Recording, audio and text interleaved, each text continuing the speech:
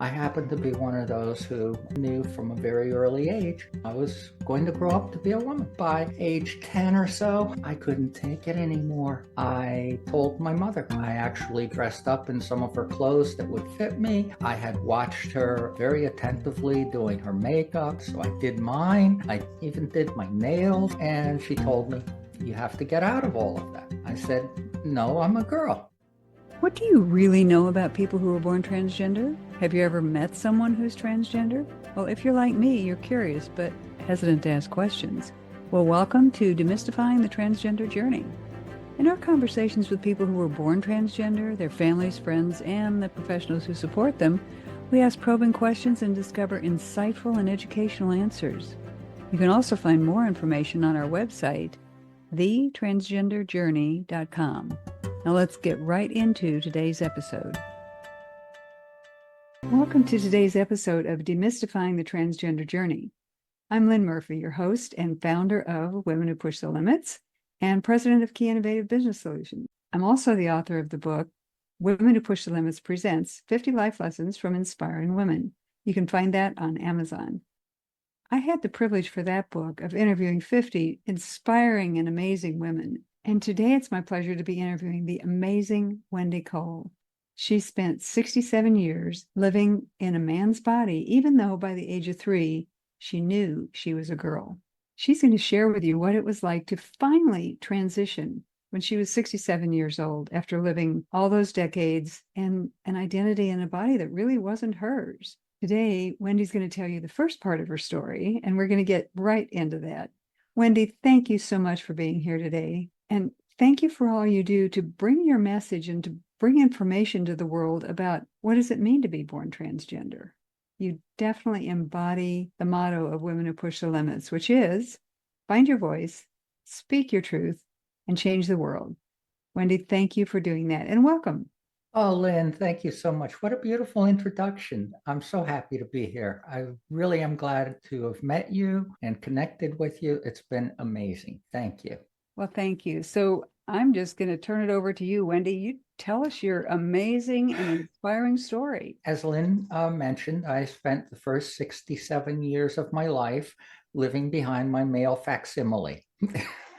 I knew by age 3, no later than early age 4, that I was really a girl. I didn't have the words for it at the moment. I didn't really think about it that much. I just knew how I felt. I knew that when I was in the company of other little girls and playing with them, I had a great time. It felt comfortable. It felt natural. As I proceeded on to school, I really learned the differences between girls and boys. Most people look at it, strictly as a sexual difference, but what's underneath all of that is gender. And it's something that most people never really think about. And most people never really question their gender. It's just is. I'm either a man or I'm a woman. Well, I happen to be one of those who knew from a very early age I was a girl. I was going to grow up to be a woman. That was not going to happen with my body. It made the mistake of going the opposite direction. And by age 10 or so, I couldn't take it anymore. I told my mother. I actually dressed up in some of her clothes that would fit me. I had watched her very attentively doing her makeup, all of that. So I did mine. I even did my nails and everything. And I just sat there on the couch in the living room in our little house, waiting for her to come home from grocery shopping, and told her, "I'm a girl." And she told me, "You have to get out of all of that." I said, "No, I'm a girl." And she said, "Well, you have to get out of it before your father comes home." This is the 1950s.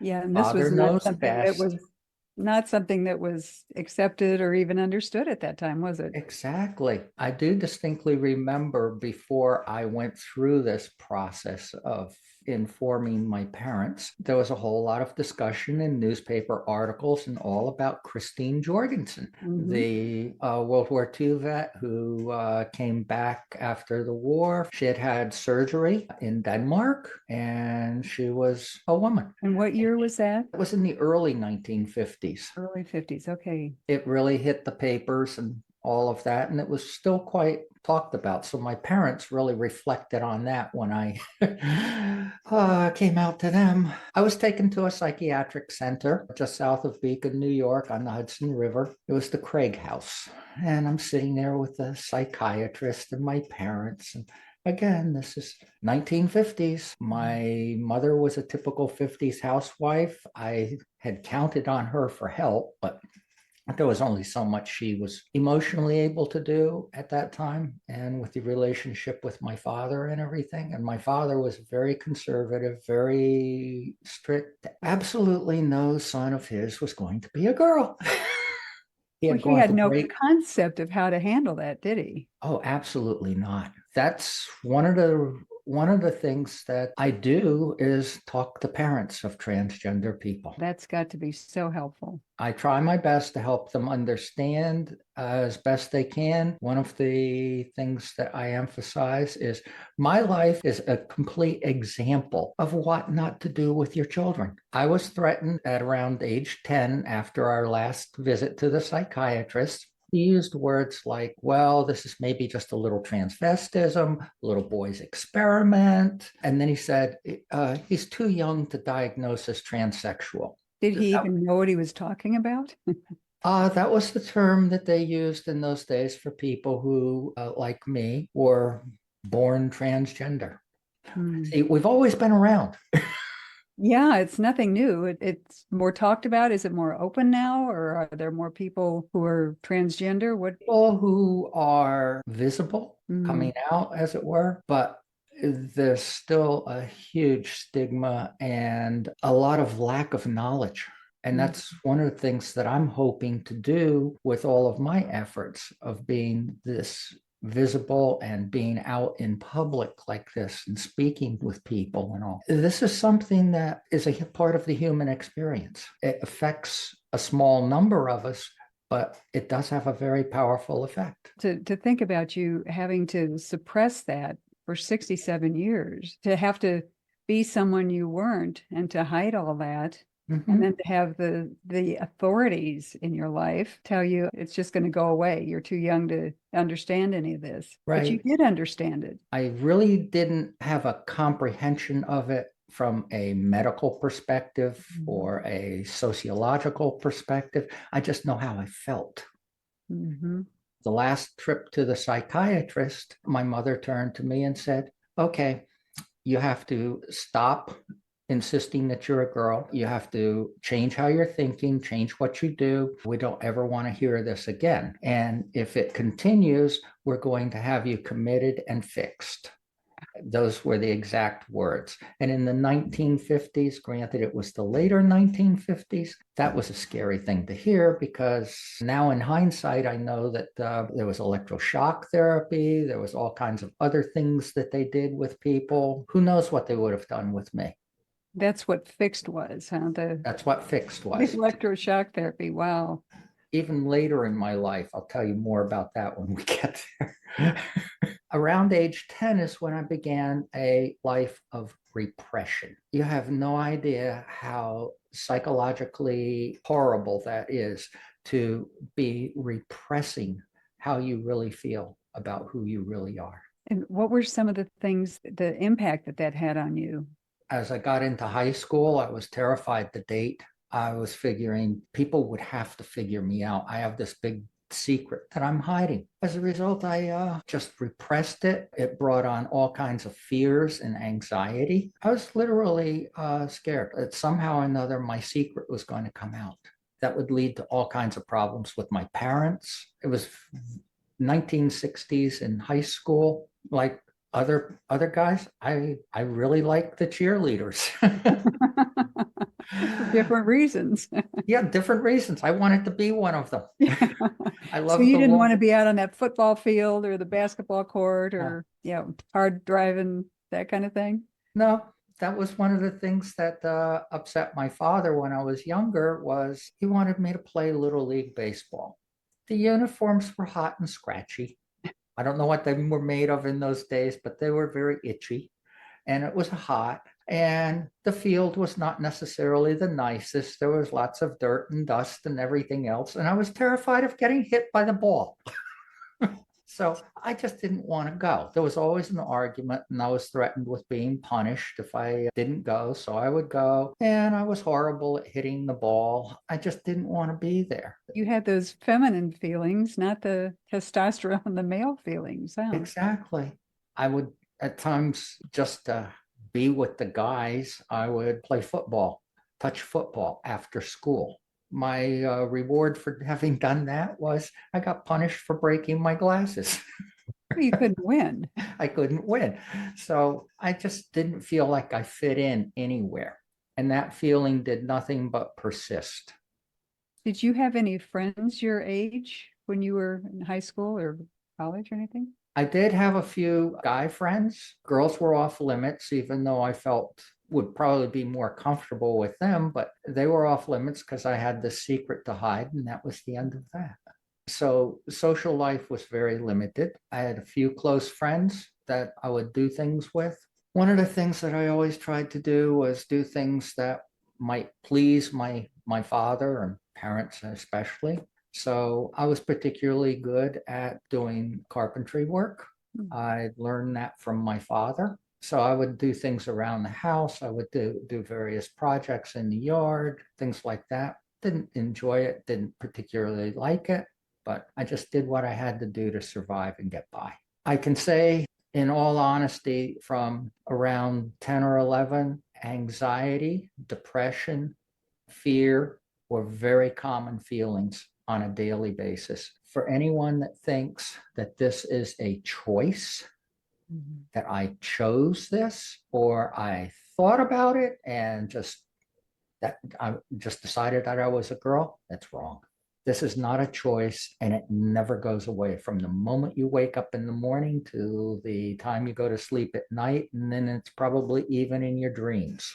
I had been told by the psychiatrist, or actually, he told my parents, never really talked to me. It was the 1950s, of course. Kids should be seen and not heard. Yeah, and kids should follow this whole routine, this box that the boys should be in, right? Exactly. Yeah. It was the girls' box and the boys' box. Mhm. Neither are ideal, because what I've since learned as a result of my transition and having talked with a large number of women, now more as an equal or being accepted as one of the women, being socialized as female has its own inherent problems. I resisted a lot of my male socialization, did it grudgingly, but I did it because it was the check boxes that I had to check off to prove that I was on the straight and narrow going forward. None of this, none of this stuff. I'm a girl. I got drawn into all the male socialization by parents, by school, and even in my early 20s, as I started to branch out and begin to find a career and my work and everything else, I was just going through the motions and checking the boxes just to fit in. And carrying that weight of that secret and of the society that expected you to be somebody different and you Right, weren't. exactly. Wow, so difficult, Wendy. It's a horrible way to live, and that's one of the things that I impress on parents is I know you don't understand. My own parents didn't understand and didn't have the means to even comprehend how this could be possible. And I know that parents today don't really have an understanding of it. One of the first things they jump into is, what did I do to cause this? Oh, so you had those kind of feelings. No, that's what Parents, parents, parents think that. Okay. yeah. Okay. They What think did they I did do to something cause wrong. this? Mhm. It's nothing you did. Nothing any parent did caused this. This is how I was born. This is how your child was born. Things get wired in the brain during the second trimester of birth. In my case, my brain went female, my body went male. Later on in my life, in 2017, when I had surgery at NYU Medical Center with Dr. Bluebond, I was joking around with all the people that I knew at one of the bars I went to frequently for happy hour. And I used to go there not to drink so much as to have conversations with people. And it was largely a gay bar. The guys would ask me, how can you do that? You're going for that surgery. Yeah, I'm getting my birth defect corrected. That's all. And they were pretty proud of their male parts, so they didn't Oh, want to even think absolutely. about getting rid of them, right? The number of guys that would grab their crotch and say, how can you do that? But you never felt that was part of you, it sounds like. Exactly. As a young kid, before I even came out to my parents, I would go to bed at night. I was raised in the Methodist church, Mhm. went to church every Sunday, went to Sunday school, went to Methodist Youth Fellowship, all of that stuff. At night, when I'd go to bed, part of my prayer was, gee, I'd love to wake up tomorrow morning as a girl and my closet filled with pretty clothes and everything would be fine. But that never happened, of course. Not until you were 67. Exactly. Or were Uh, there? I went through high school. I really didn't want to go to college at the time. I didn't know what I wanted to do with my life. I was in severe anxiety and depression over all of this. And of course, I couldn't talk to my parents about it. There was no one to talk to. I couldn't talk to a friend or anyone. It So was your friends all had no idea. none. Okay. None. And even at age 67, when I started telling people that Mhm. knew me, they were mind blown, not a clue. But Mm. the other way that it affected me throughout my life, I was told by the psychiatrist at a young age, once he has a career, he has a wife, he has a house, he has a family, he'll forget all about being a girl. I don't think that Wrong. happened, did it? No, not even close. But in 1970, I was graduating from college. I had forced myself to go to an all men's college. Thanks. That was my last major effort to try to fit in. It's kind of like the whole immersion. Your version of immersion therapy, huh? Yeah, it didn't work. No, I don't think that stuff does work, does it? No, it doesn't. I got to a point where I just couldn't stand it anymore. Talk about life changes. Well, here I am. I'm graduating. I'm going to be out on my own. Now what? I had decided that there was no way in hell I was going to go on through the rest of my life like this. I found a psychiatrist who agreed to work with me and help me. I was living in an apartment in an old section of the city, Schenectady, New York. I had friends in town and I had a few friends on campus. That was pretty much it. So the psychiatrist wanted me to start coming out to people around town because it definitely wouldn't be good walking onto campus as a girl at that point in Not time. not in the 70s. So this was before you found your last psychiatrist, right? Oh, yeah. This was in the 70s. This Okay. was in the 70s. He had me coming out to neighbors. So I went through my apartment building, introducing myself as Wendy to my neighbors. I introduced myself to some of my local friends. Jeff came in from Ireland every summer to work at the local hospital. And I was friends with Suzanne, his girlfriend. And when I came out to them, Jeff couldn't get over how great I looked. Suzanne offered to help me and was very supportive and all of this. And I'm going, yay, this is great. None of my neighbors cared, So you which didn't get was an adverse reaction from them. no adverse reactions whatsoever. Wow. Guess when I got that? And it was devastating. When? My psychiatrist took me to a quarterly meeting of a group of psychiatrists. They met every quarter in the hospital in Schenectady in a conference room. And I'm sitting there talking with this group. There's probably 15 to 20 of them in the room. All MDs, all psychiatrists.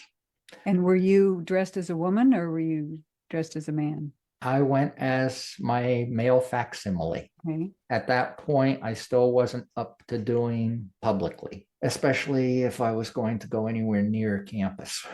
I was in there, I was talking for about no more than 5 minutes. And one of the psychiatrists stands up, announces that he's done for today. I'll see you all next quarter, looks at me and says, you're a freak. You should move to New York Oh, City and turn tricks like the rest of them. Holy cow. That was a New York Wow. psychiatrist. By the way, to put this into context, one of the other things that in New York State or New York City at that time, I would be arrested, fined, put Hmm. in jail for appearing in public as a woman. Wow. That was the norm then, even in a state like New York. And that's why in 1969, everyone went crazy at Stonewall because they were tired, especially the drag queens and the, what was called then, the transsexual people were tired of getting harassed by the New York City cops. So they were arresting people, putting them in jail? Yeah, Good grief. that was common. And that's why the drag queens and the transsexuals in those days, when Stonewall started, they were among the first to start throwing bricks. That's how bad it was for them. So Stonewall was a riot, was a, Yep, that was a bar in Greenwich Village, part of Manhattan, hmm. and summer of 1969. Stonewall riots went on for days. Historically, it's largely known as a gay riot, but it really wasn't the gay guys that threw the first bricks. It was the transsexual, the drag queens. So Uh-huh. did that make any difference? What was the outcome of that or the impact of that? Of Stonewall, or Yeah. I mean, did it make any difference? that Did it change started the things? whole gay movement. And that Mm. was the beginning of it actually starting at Mm. that point in Okay. time. Oh, the first Pride, I think, was the next year, a Pride parade. Oh, But okay. nowadays it's like corporate sponsorship with floats, all that kind of stuff. Back Yeah. in those days, it was a protest march. Oh, okay. It had Okay. a whole different vibe. And did people get arrested during that? I don't know, during the parades, yeah, it was very common for people to get arrested. But at least it got it visible. It started stirring things up, huh? Right. After that psychiatrist told me that I was a freak, my next session with my psychiatrist was when I found out my medical diagnosis as of 1970 and before was a psychological condition with no treatment and no cure. Having started, I didn't know that. Mm. Keep in mind too, this is back in the days when there's no internet. Hmm. I even went through my college library and several other university libraries looking for information on this. There really, really wasn't much information out there to be gathered. I had no idea how many other people, if any, felt like I did. I felt all alone. So you didn't have any interaction with other transsexuals? I didn't even know that there were any around or Yeah. how to meet or what. Yeah. There was just no connectivity there. Yeah. And it was something that was so against the norms, which is where people are trying to push us back to now. It's such a horrible way to live.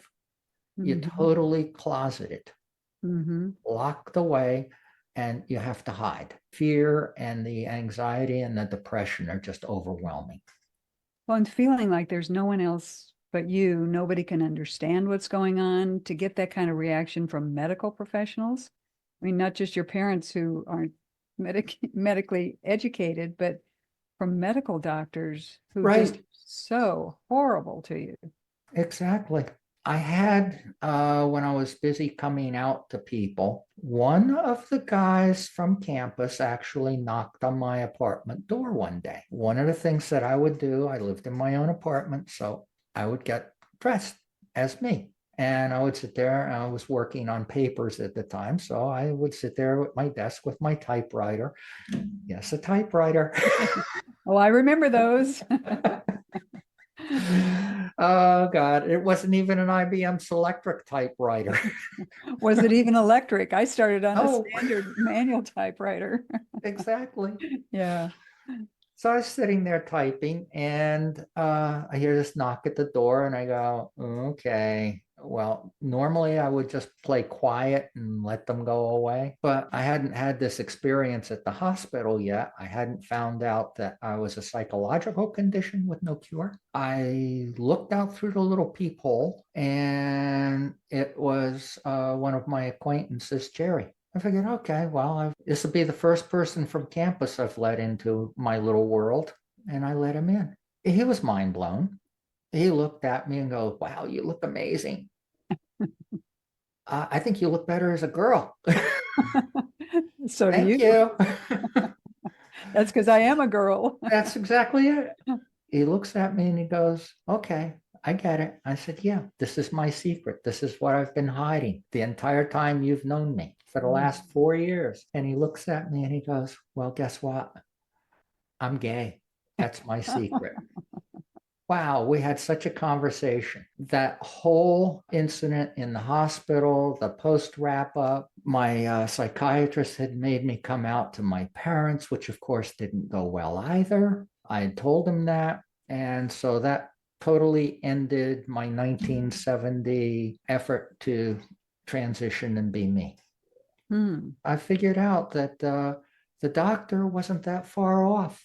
In those days, I had two choices: move to San Francisco or move to Manhattan. In either place, I would live underground, no longer part of society in any way, shape, or form, no real career possibilities in the normal sense of the word. Everything that people in society would normally expect to have as options, they vanished for me if I went that route. Since 2015, especially when I got online, 2015 was when I discovered that there was a transgender community.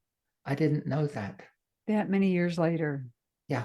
What I had found out, and I've kind of put two and two together recently. That person, Jerry, that I told you about, Lynn, he reached out to me and he wanted me to come to Woodstock, New York. This was in 1970, 71. Called and said, "I'm in Woodstock. I've told a bunch of friends about you and they want to meet you." Wow.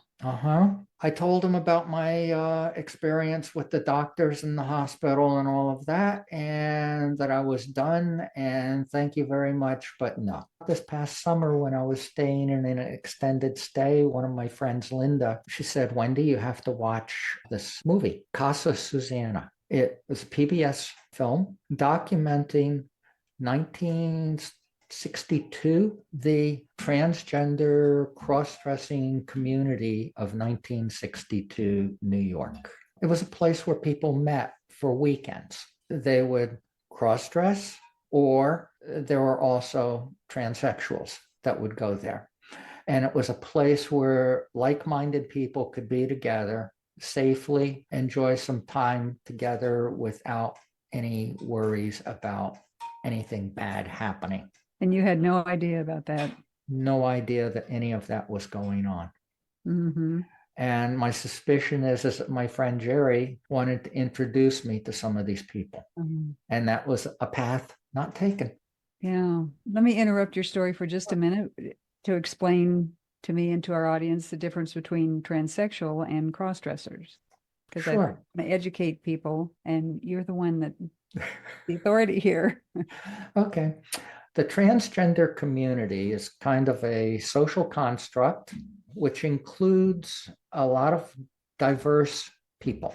They're all gender variant, and gender is a continuum. It is a variation. There is no man or no woman who is 100% on either extreme. Everyone kind of falls somewhere in that big middle area. Some women might have some traits that are inherently masculine, and some men might have some traits that are inherently feminine, and they just sort of blend into everyday life. As I said earlier, my brain went female in the second trimester of birth. That process can affect us differently depending on the degree of that change.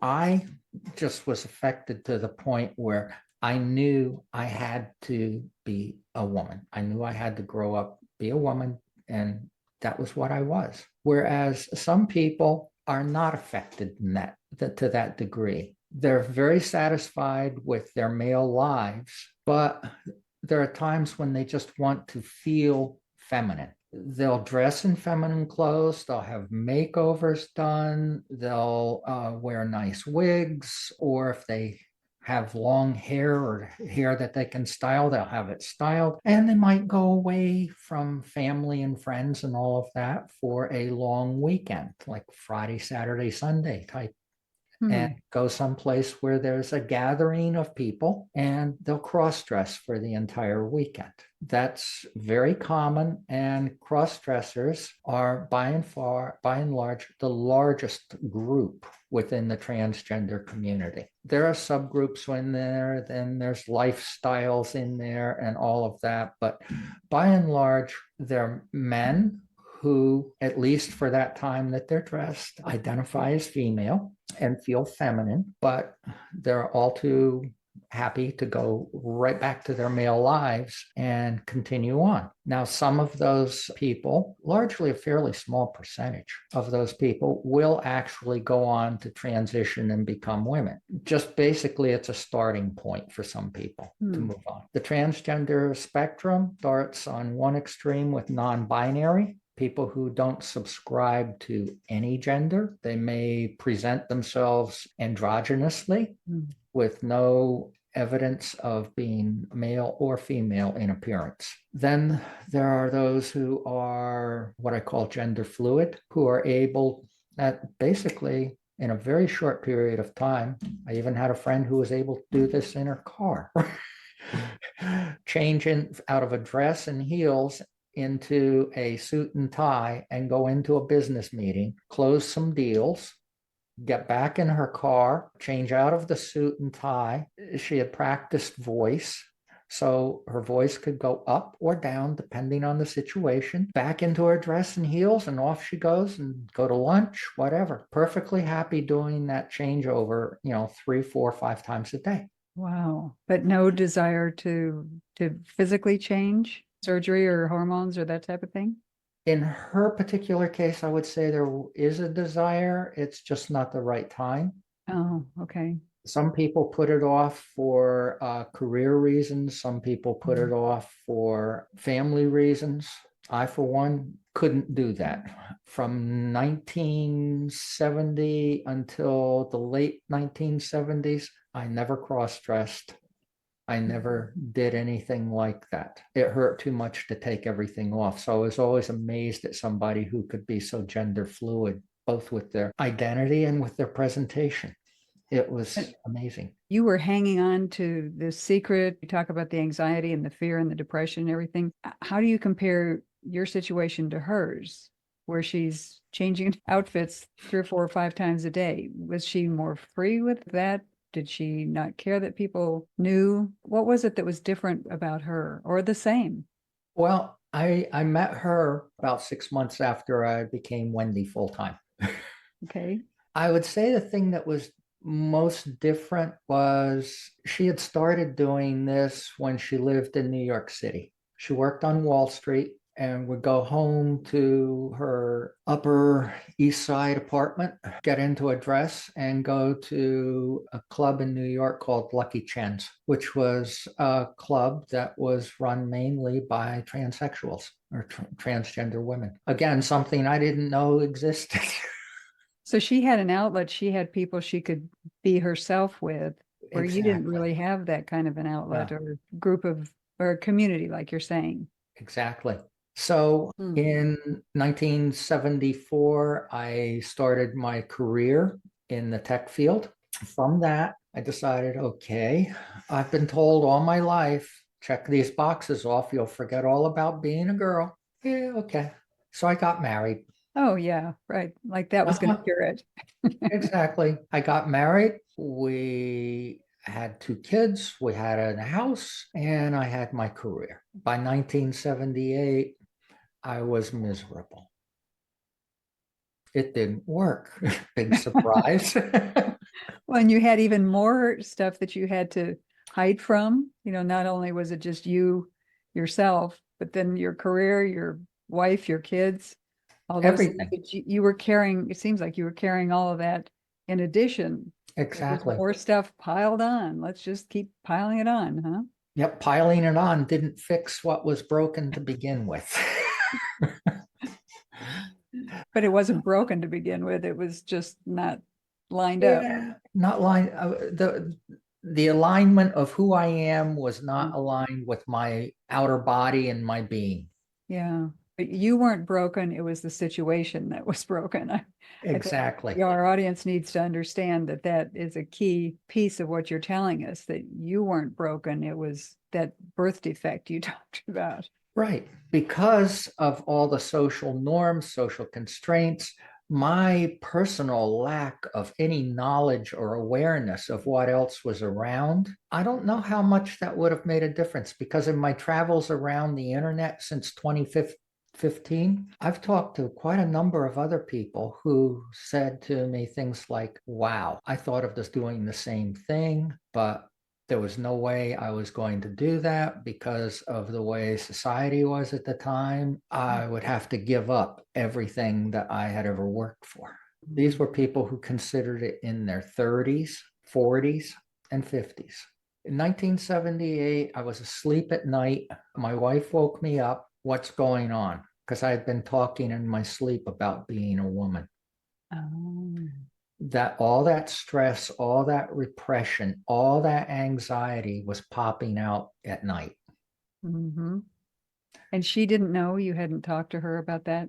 No, just to be clear for the audience, that's one of the things that I felt guilty about from 1978 until 2015, of having never told her how I really felt about myself before we were married. When she woke me up that night, I told her all about me and how I felt and how we got to here. I expected to be divorced by morning. I woke up the following morning. She said to me, well, we're going to stay together as long as you don't pursue or do anything about this. Okay, more repression, huh? Uh-huh.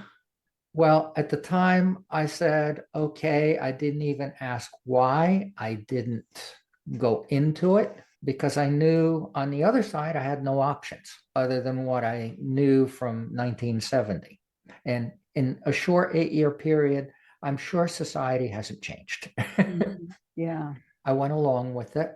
And it was a few days later, she asked me, maybe it might help you a little bit to relieve some of the pressure if you bought some clothes and dressed.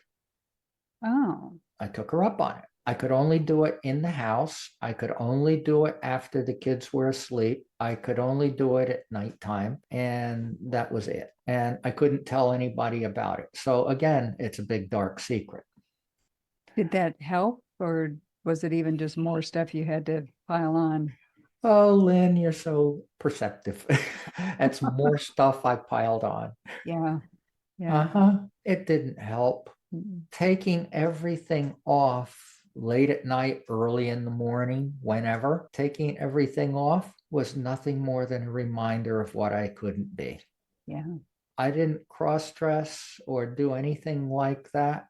I didn't even look anything up online. When we got to the years when we had internet, I never bothered to look or see anything. Total repression. Toll that it must have taken on you, and just even on your body. I mean, Mhm, mentally, physically, emotionally. mhm. That kind of toll, Wendy, I just can't even imagine how you carried all that. What a strong, courageous woman you are. Thank you. Well, what I learned through that whole experience and what I learned on the other side of that was how powerful our minds really are.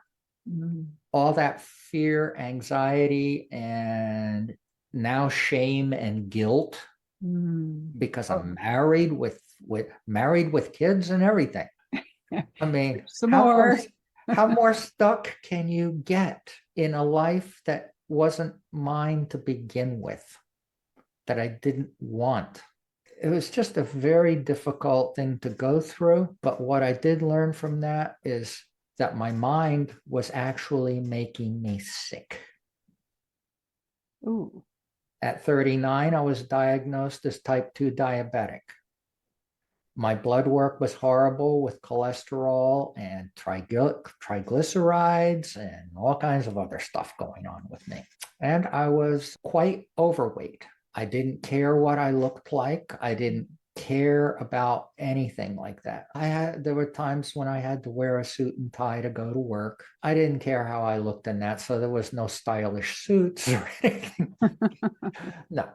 And even when my wife at the time would drag me off to a department store to go shopping for new clothes because mine were just worn out completely, and I could care less, Lynn. I could care. Mhm. Yeah.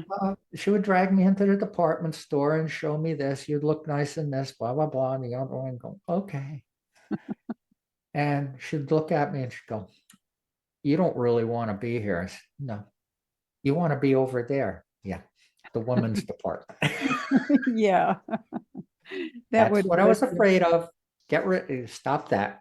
Okay. All through the 80s, I did my best to repress this and deal with it. Yeah, I smoked a lot of pot. I drank a lot of beers. All of that seemed to help with the repression and stuff. Early 90s, she had suggested that I see a therapist and a psychiatrist. Basically, I found out that if you go into a psychiatrist and you tell them about your anxieties and your depressions and all that fun stuff, you don't really need a legitimate underlying cause for it. Just make up something, which and is they what give I you did. drugs, right?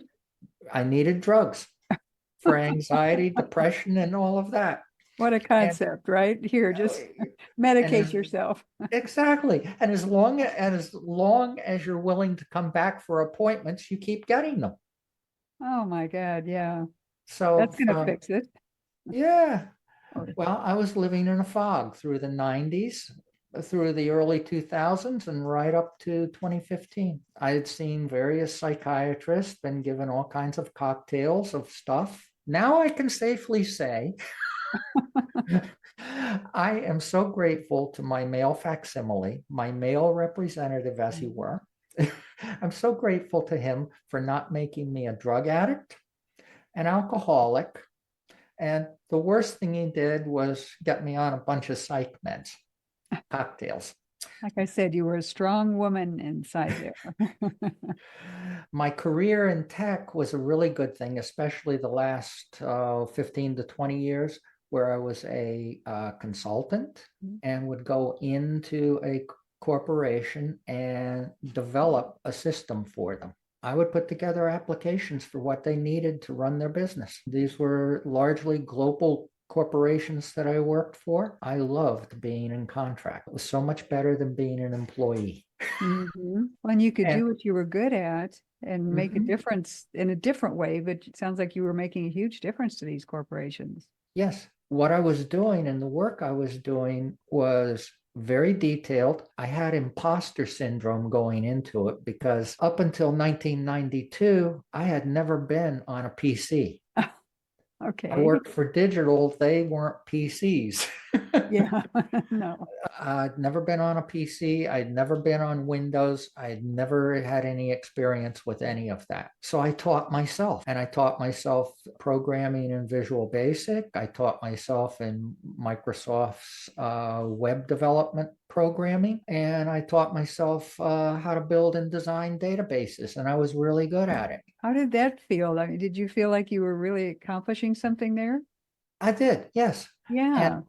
see, that's one of the things, and the reason I'm going into this is that's one of the things that people like me need is a distraction, Oh, something I can immerse myself in every day from the time I wake up to the time I go to sleep to try and prevent those thoughts about who I really am from coming into mind okay. So this was taking your brain and and making teaching it do yourself something else.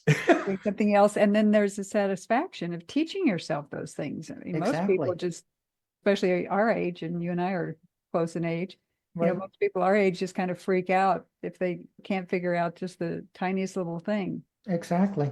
I hope there was some pride in what you were doing, Oh, I did. satisfaction. I actually made more money doing that than I ever did as an employee, and I enjoyed it more. I didn't have to play office politics. I actually dealt with directors and vice president level type people most of the time. It was fascinating. And where the imposter syndrome came in was I was self-taught. When I got into one of my contracts, there were like 60 other contract people there, all like me, working under contract. And I started, where did you learn this?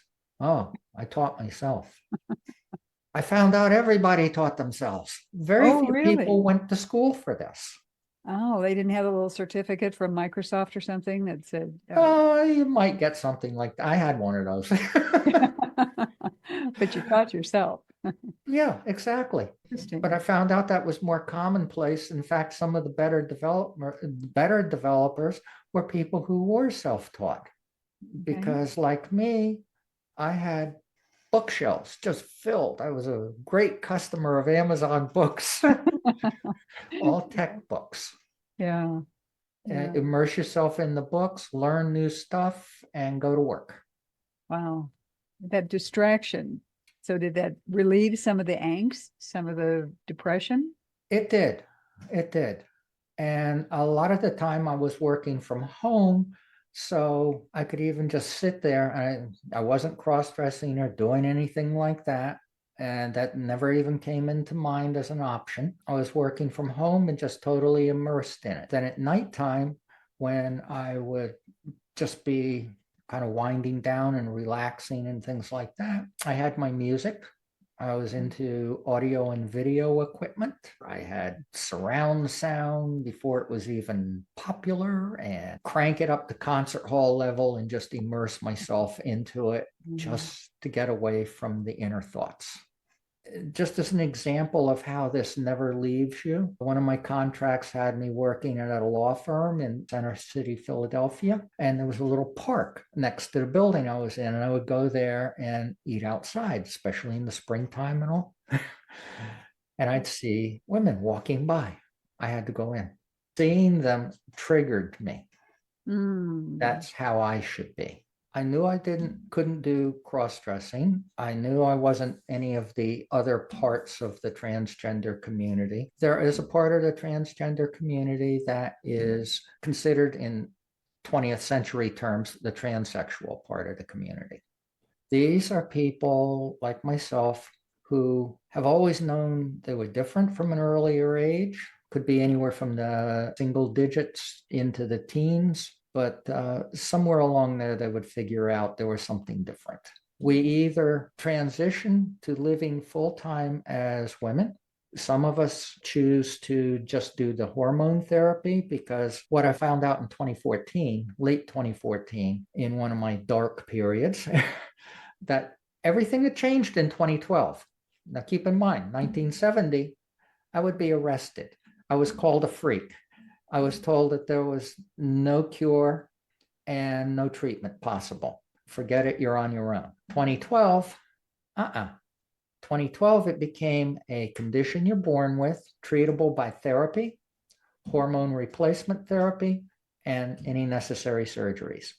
That's huge. Big change, huh? Big change. World Professional Association for Transgender Health, WPATH.